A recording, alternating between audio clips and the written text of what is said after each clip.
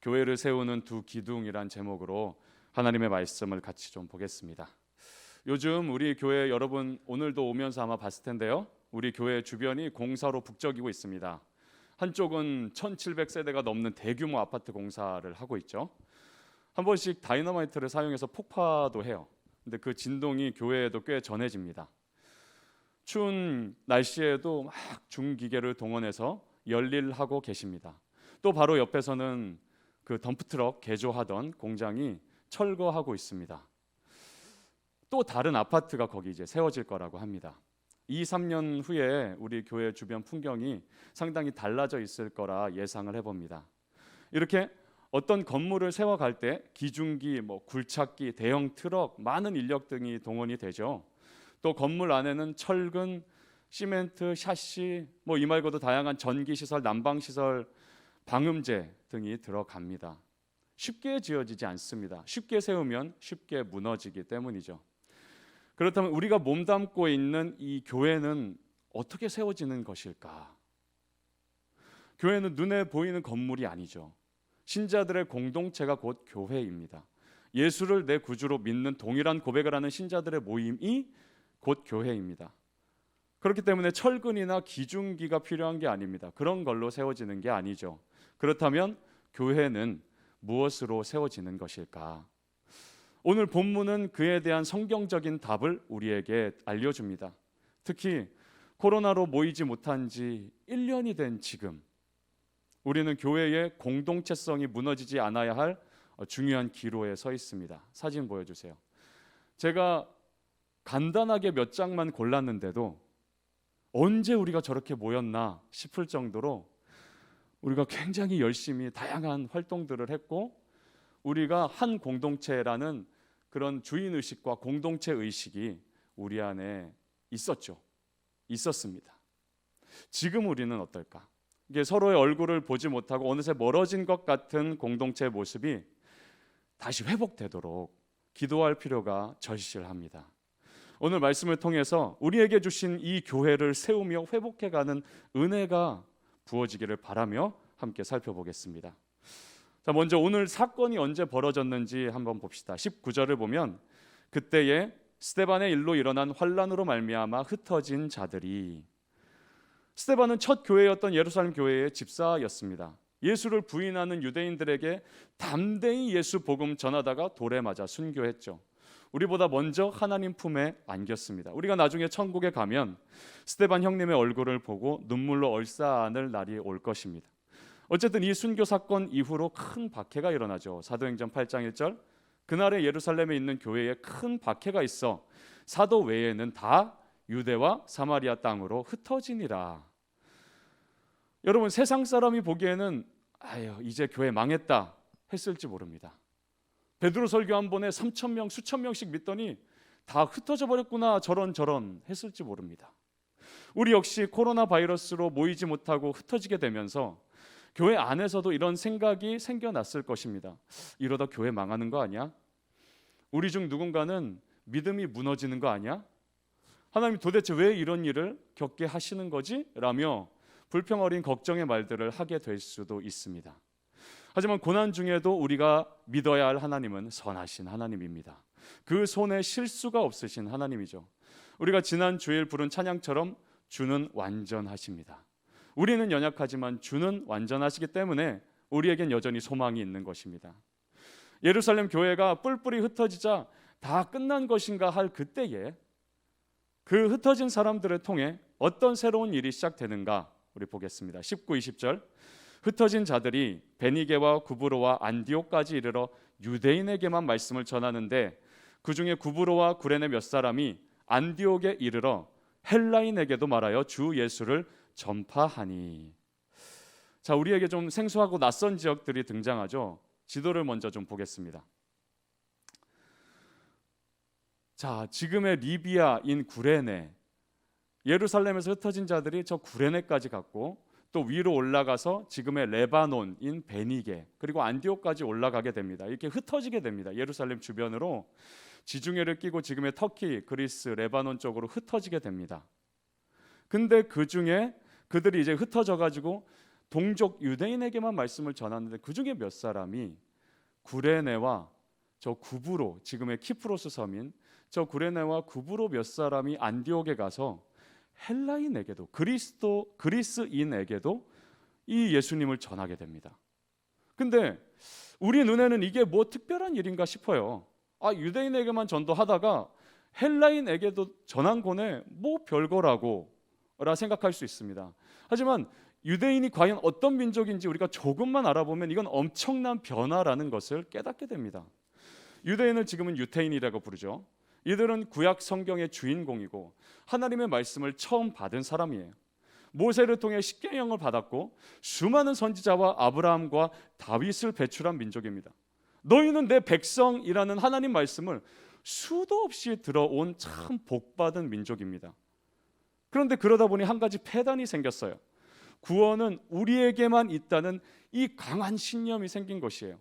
강해도 너무 강했습니다. 그래서 다른 민족에게는 구원이 없다는 흔들리지 않는 결론을 얻게 돼요. 얼마나 강했는지 예수님을 믿은 후에도, 성령을 받은 후에도 이 신념이 변하지 않고 있었어요. 그 대표적인 예가 베드로였죠. 우리는 예수 그리스도를 믿고 다시 태어났다, 새로운 피조물이 되었다 외치던 베드로도 우리 민족 말고 이방인이 구원받는다? 상상도 못했습니다. 이방인은 여전히 짐승이었고 구원과는 아무 상관없다 믿은 것이에요. 그래서 19절을 직역해 보면 이렇습니다. 그 말씀을 유대인 외에게는 조금도 말하지 않았다. 유대인 말고에게는 전혀 말하지 않았다 라고 직역이 됩니다. 이것은 하나님 앞에 큰 장애물이었어요. 복음은 말 그대로 기쁜 소식입니다. 기쁜 소식은 누구에게나 속히 전해져야 됩니다. 믿지 않는 친구와 가족에게 우리가 계속 복음을 전하는 이유가 이것이죠. 지옥 가야 할 죄인이 구원받아 하나님의 자녀가 된 것보다 기쁜 소식이 여러분 어디 있겠어요? 그런데 초대교회에 흩어진 신자들이 이 기쁜 소식을 동족에게만 전하고 있는 것이에요. 유대인에게만 전했습니다. 헬라인이나 로마인의 구원은 꿈에도 생각지 못했어요. 그게 이들에게는 당연한 것이었습니다. 한국 사람에게 독도는 우리 땅이 당연한 것처럼 이스라엘만 구원받는 게 그들에게 당연했습니다. 그런데 그 흩어진 자들 중 몇 사람이 헬라인에게도 이 기쁜 소식을 전하기 시작한 것이에요. 그러자 어떻게 됐을까요? 21절, 주의 손이 그들과 함께 하심에 수많은 사람들이 믿고 주께 돌아오더라. 믿지 않는 가족이나 친구를 놓고 오래 기도하는 사람이 있다면 이 말씀으로 위로받기를 바랍니다. 수십 명도 아니고 단 몇 사람이 헬라인에게 예수를 전하자 주의 손이 도우셔서 수많은 헬라인이 믿고 하나님께 돌아오게 됩니다. 생명책에 이름이 기록되기 시작한 것입니다. 이름도 나오지 않은 이 몇 사람은 왜 남들과 다르게 행동했을까? 그때 대부분 생각하기를 저들은 하나님께 선택받지 못했어, 은혜 받지 못한 사람이야 라고 할 때 이 몇 사람은 왜 저들에게도 예수님을 전했을까? 오늘 그 이유를 두 가지로 살펴보고자 합니다. 우선 이 몇 사람은 말씀을 듣고 변화했기 때문이에요. 여기서 말씀은 하나님이 베드로를 통해 주신 말씀입니다. 베드로 역시 구원은 우리 민족만이라 생각하던 차에 놀라운 경험을 하게 되죠. 하나님이 환상 하나를 보여주신 것입니다. 여러분 셀 성경 공부를 통해 배웠겠지만 다시 정리해 봅시다. 베드로가 기도하던 중에 하늘에서 보자기 하나가 내려옵니다. 그 보자기 안에는 소위 부정하고 불결한 짐승들이 있었어요. 낙타, 토끼, 돼지, 까마귀, 타조 뭐 이런 것들이었습니다. 하나님이 이것들을 잡아먹어라 하시자 이 베드로는 얘네들 부정하고 더러워서 저 못 먹습니다 라고 답하죠. 그러자 하나님이 이렇게 말씀하십니다. 9절, 하나님이 깨끗하게 하신 것을 네가 속되다고 하지 말라. 하나님이 깨끗하게 하신 것을 더럽다 부정하다고 하지 말라는 말씀이에요. 베드로 이게 무슨 뜻일까 고민하던 차에 요청을 받고 고넬료라는 이방인 집에 방문합니다. 그리고 그들에게 예수 그리스도 복음을 전합니다. 베드로 인생에 처음으로 이방인에게 복음을 전한 것이에요. 그러자 15절, 내가 말을 시작할 때에 성령이 그들에게 임하시기를 처음 우리에게 하신 것과 같이 하는지라. 이 베드로의 얘기를 듣던 사람들이 모두 깜짝 놀랍니다. 이방인도 성령을 받을 수 있다니, 이방인도 구원을 받을 수 있다니, 이방인은 다 지옥에 떨어지는 줄 알았는데 저들도 회개하고 생명을 얻게 되다니. 베드로를 포함한 모든 교인들 마음속 편견이 와장창 깨지는 순간이었어요. 이방인도 하나님이 깨끗하게 하셨는데 왜 우리는 우리만 깨끗하다고 생각했던 것인가? 라며 깊은 마음의 변화를 겪게 됩니다. 이 베드로의 얘기를 들은 사람 중 몇 사람이 안디옥에 가서 이방인에게도 예수를 전했고, 하나님은 기다렸다는 듯이 그 사람들을 통해 놀라운 구원의 은혜를 부어주셨습니다. 로마 제국에서 셋째로 큰 도시 안디옥 한 복판에 교회가 세워지는 감격스러운 순간이었습니다. 이 몇 사람이 용감하고 담대하거나 시간이 좀 남고 심심하기도 하니까 저 이방인들에게도 전도해보자 한 게 아니에요. 베드로를 통해 들은 하나님 말씀에 변화된 것입니다. 우리만 깨끗하고 우리만 구원받을 만한 게 아니라 하나님이 저들도 구원하시며 저들도 깨끗하게 하심을 믿고 변화된 것입니다. 그러나 여기서 끝이 아니에요. 두 번째 이유가 있습니다. 이 두 번째 이유가 빠지면 이 몇 사람의 행동이 다 이해가 되지 않습니다. 아무리 베드로의 설교를 듣고 하나님의 말씀으로 받아 행동이 이 생각이 변화가 됐다 해도 그 위에 한 가지가 더해져야 됐습니다. 고린도서 5장 14절 같이 한번 읽어봅시다. 시작. 그리스도의 사랑이 우리를 강권하시는도다. 우리가 생각하건대 한 사람이 모든 사람을 대신하여 죽었은즉 모든 사람이 죽은 것이라. 이 무명의 몇 사람, 이들의 마음을 움직여 하나님의 뜻에 순종하고 하나님을 전혀 모르는 저들에게 다가가 예수를 전하게 된 것은 그리스도의 사랑이 그들을 강권하셨기 때문입니다. 이 강권하다는 단어를 원어로 보면 꽉 붙잡다, 압도하다라는 뜻입니다. 주님의 사랑이 우리를 꽉 붙잡고 우리 온 마음을 압도하고 있다는 말이에요. 그 사랑은 어떤 사랑이냐? 14절 이어서 보면 한 사람이 모든 사람을 대신하여 죽음으로 그 모든 사람이 다 죽고 새 생명을 얻게 하신 사랑, 즉 십자가의 사랑인 것이에요. 하나님을 멀리 떠나 마음껏 죄 속에 살던 우리를 대신해 예수가 죽으셨을 때 어둠 속 방황하던 우리 역시 죽었습니다. 성경은 죄의 삭시 사망이라고 선언하죠. 그렇다면 우리 중 누구도 사망의 형벌을 피해갈 수 없는 것이에요. 그런데 모든 사람을 대신하여 한 사람이 죽습니다. 그분은 죄가 전혀 없었어요. 그래서 모든 죄인을 대신하여 그 죄값을 담당할 수 있었습니다. 그분은 우리 구주 예수 그리스도시죠. 자기 목숨을 던져 우리 죄를 씻으신 예수십니다. 우리가 받은 사랑은 목숨과 맛 바꾼 사랑이에요. 내가 노력해서 얻은 사랑이라면 대상을 선별해서 우리가 사랑해도 됩니다. 노력해서 번 돈, 내가 노력해서 번 돈 내 마음대로 쓰듯이 선별해서 사랑해도 돼요. 하지만 사랑받을 자격 없는 우리가 받은 사랑은 아무 노력 없이 그저 은혜로 거저 받은 사랑입니다. 그래서 우리도 거저 줘야 하는 십자가 사랑인 것입니다. 여러분, 선교사들이 뭐가 잘났다고 뭐가 좀 더 뛰어나서 그렇게 가는 게 아닙니다. 그리스도의 사랑이 강권하는 것입니다. 기독교인 정체성으로 직장 다니는 거 내 힘으로 안 됩니다. 특히 요즘은 더 그래요. 직장에서 교회의 교자만 꺼내도 분위기가 쌀벌해집니다. 그러나 십자가의 사랑이 강권하시고 나를 꽉 붙들어 주셔서 그 사랑이 얼마나 크고 놀라운지 내가 믿게 되면 누가 말려도 그렇게 살게 됩니다. 우리 청년부에도 믿지 않는 가족들과 사는 청년들 적지 않습니다. 때로는 고통스러워요. 물론 가족 구원 위에 애쓰지 않으면 고통도 없습니다. 하지만 어떻게든 믿음 갖도록 도우려고 하면 도우려고 할수록 핍박도 거세집니다. 그렇다고 포기할 것인가? 그리스도의 사랑이 그때에도 우리를 강권하는 것입니다. 내가 널 먼저 믿게 한 게 이때를 위함 아니겠느냐? 그들을 위함 아니겠느냐? 말씀하시는 것이에요. 이 몇 사람이 마음을 움직여 헬라인에게도 복음을 전하게 된 것은 십자가의 뜨거운 사랑이 부어졌기 때문입니다. 이들이 잘나서가 아니었어요. 나 같은 죄인을 살리신 주 은혜 놀라와 잃었던 생명 찾았고 광명을 얻었네. 그 은혜, 그 사랑에 압도되어서 저들에게도 예수를 전하게 된 것입니다. 그 사랑이 강건하시자 견디지 못하고 우리나라에 오게 된 외국인이 한 명 있었습니다.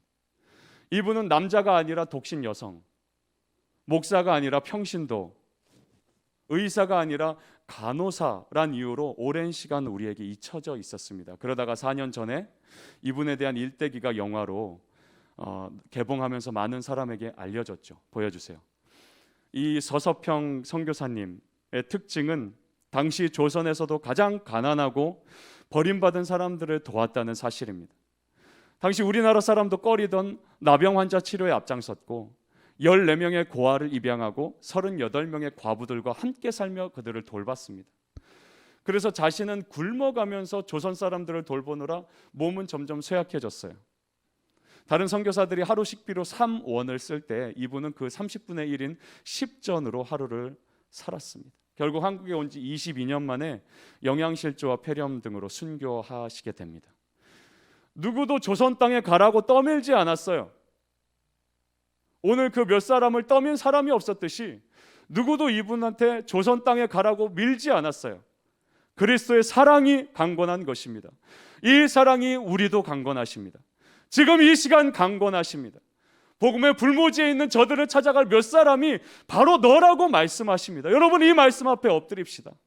내 악내 편견이 깨지고 나만 따숩게 살면 된다는 마음이 깨어지고 사랑의 빚진 마음으로 예수의 증인 되는 여러분 되기를, 저와 여러분 되기를 주님의 이름으로 축복합니다. 이렇게 안디옥 교회는 사랑으로 세워졌습니다. 그러자 형제 교회인 예루살렘 교회가 이 소문을 듣고 바나바를 보냅니다.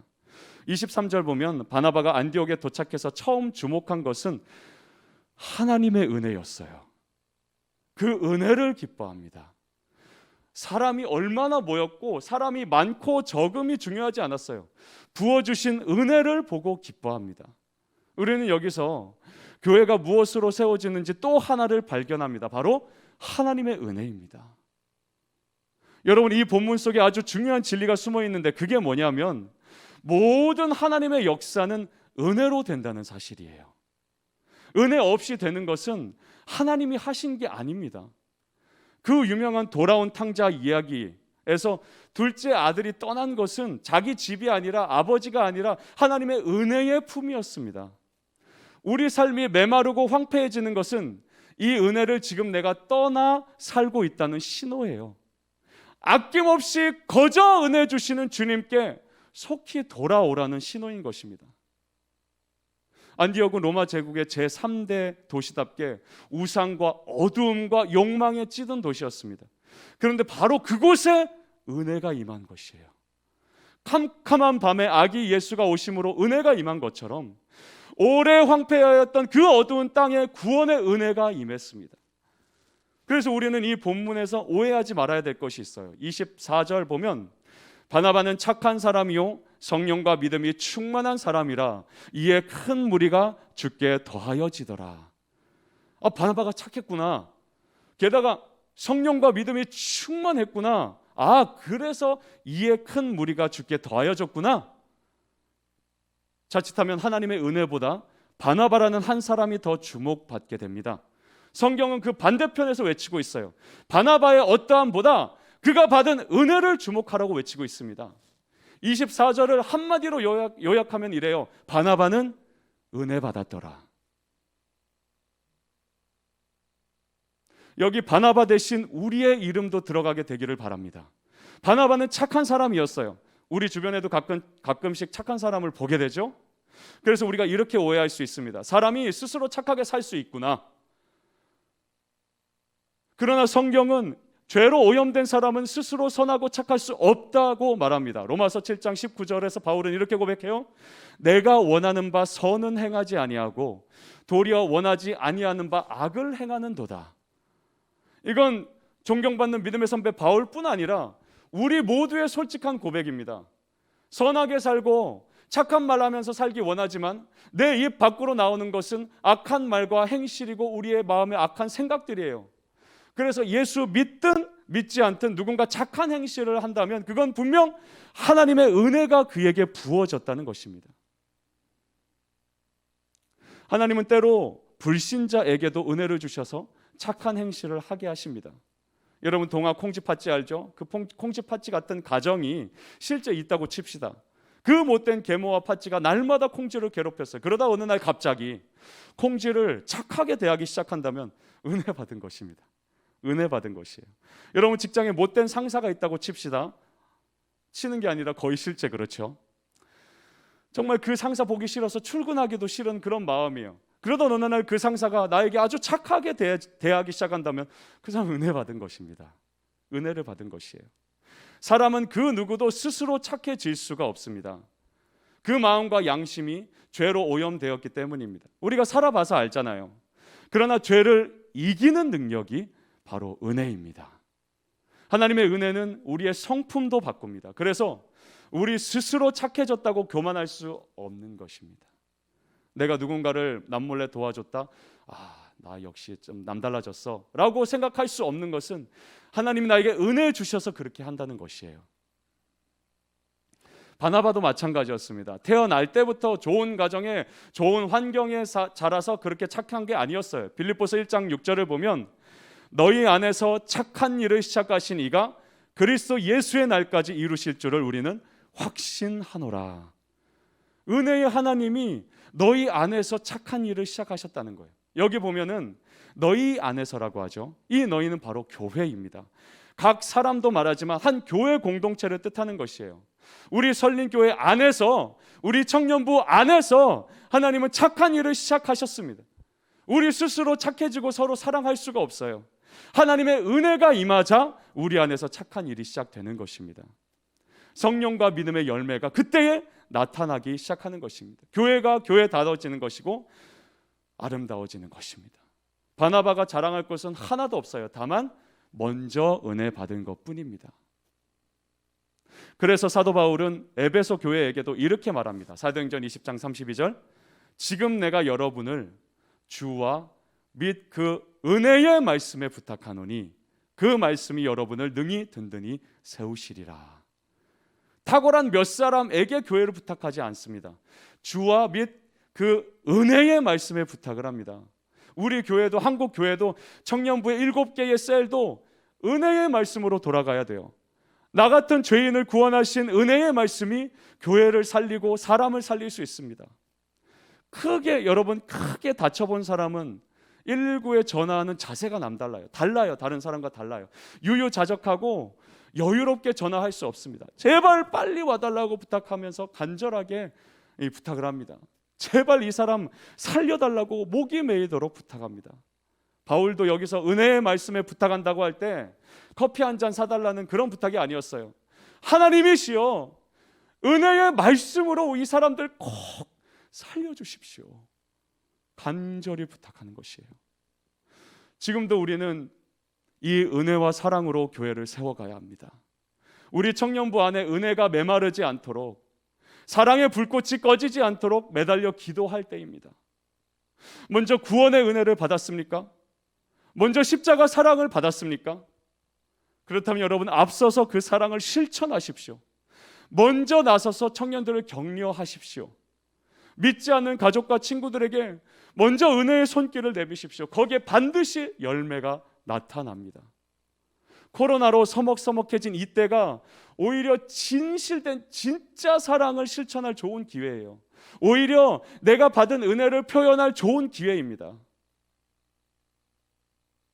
이제 2주 후면 수련회가 시작됩니다. 이번 수련회는 전과 달리 3번의 주일과 그 사이에 2주간의 이 주중에 진행이 됩니다. 하나님께서 우리를 은혜의 말씀에 간절히 부탁하고자 하십니다. 어느새 메마른 우리 마음에 은혜의 강이 흐르기를 주님이 원하십니다.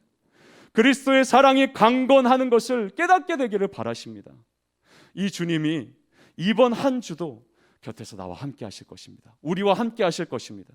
내가 실패할 때 여전히 은혜 베푸시고, 내가 실수할 때 여전히 나와 함께 하시며 사랑하시며 이렇게 말씀하십니다. 고린도후서 6장 2절, 이르시되 내가 은혜 베풀 때에 너에게 듣고 구원의 날에 너를 도왔다 하셨으니 보라 지금은 은혜 받을 만한 때요, 보라 지금은 구원의 날이로다. 주님이 은혜 베푸시고 사랑 베푸심을 여러분 믿고 그 받은 은혜와 사랑을 실천하는 여러분 되기를 주님의 이름으로 축복합니다.